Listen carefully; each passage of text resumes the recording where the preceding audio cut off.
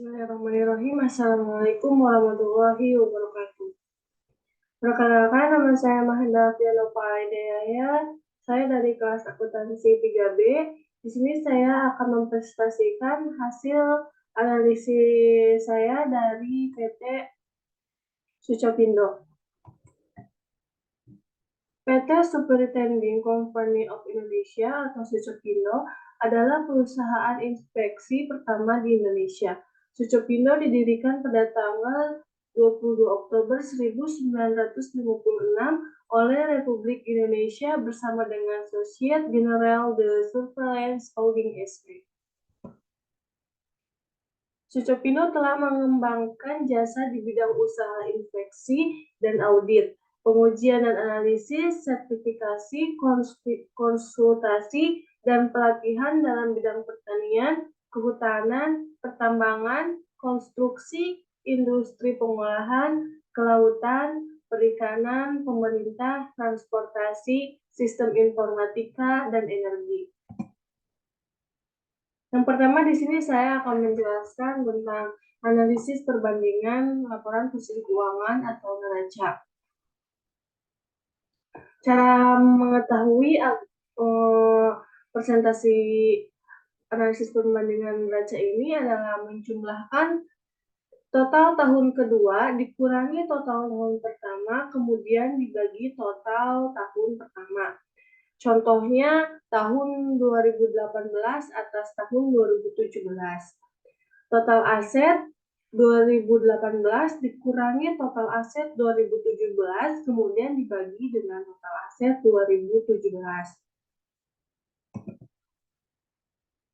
Selanjutnya, analisis perbandingan laba rugi.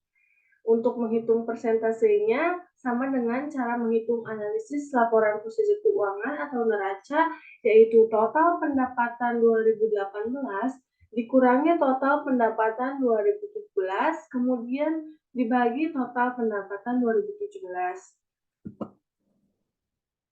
Selanjutnya ada analisis rasio likuiditas. Dalam analisis ini terdapat current ratio dan quick asset test ratio. Cara menghitung current ratio adalah menjumlahkan total aktiva lancar dibagi dengan hutang lancar. Kemudian untuk cara menghitung quick asset test ratio adalah menjumlahkan total aktiva lancar dikurangi persediaan, kemudian dibagi hutang lancar, yang kemudian dibandingkan juga dengan rasio industri dari masing-masing perusahaan tersebut. Selanjutnya ada analisis rasio leverage. Di dalam analisis ini ada debt to total asset ratio dan debt to total equity ratio. Cara menghitung debt to total asset ratio adalah menjumlahkan total utang, kemudian dibagi dengan total aktiva.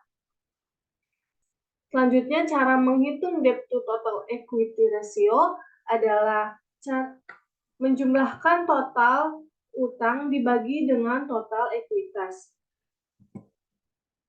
Selanjutnya, analisis rasio aktivitas. Terdapat dua, yaitu aset turnover dan receivable turnover. Cara menghitung aset turnover adalah menjumlahkan penjualan, kemudian dibagi dengan total aktiva. Selanjutnya, cara menghitung receivable turnover adalah menjumlahkan penjualan, kemudian dibagi dengan piutang. Selanjutnya ada analisis rasio profitabilitas. Di dalamnya terdapat ada gross profit margin dan return of equity. Cara menghitung gross profit margin adalah menjumlahkan laba kotor dibagi dengan penjualan. Selanjutnya, cara menghitung return of equity adalah menjumlahkan earning after tax atau EAT, kemudian dibagi dengan modal sendiri, yang kemudian dikali 100%. Selanjutnya ada analisis common size laporan posisi keuangan atau neraca. Yang pertama di sini ada aset. Cara menghitungnya, semua aset dibagi dengan total aset.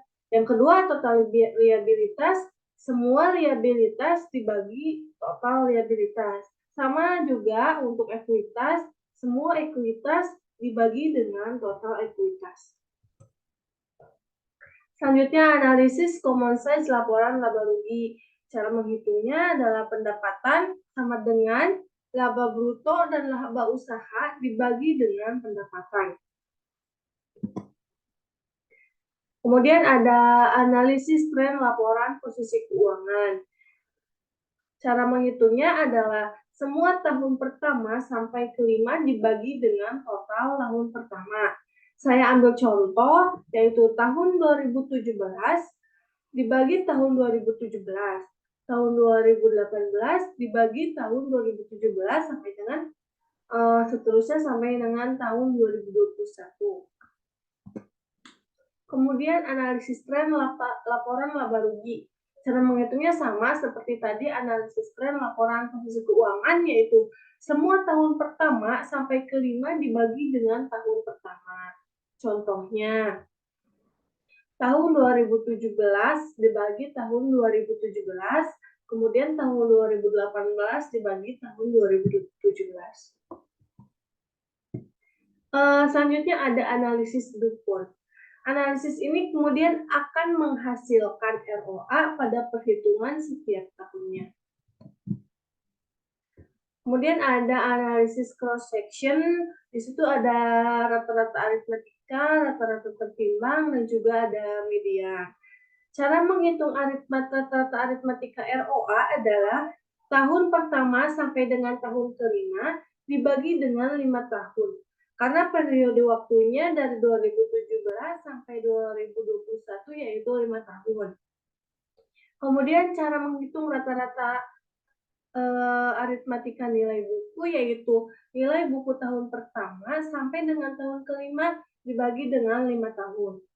Untuk memperoleh nilai bukunya dapat dihitung dengan cara ekuitas dibagi dengan saham beredar.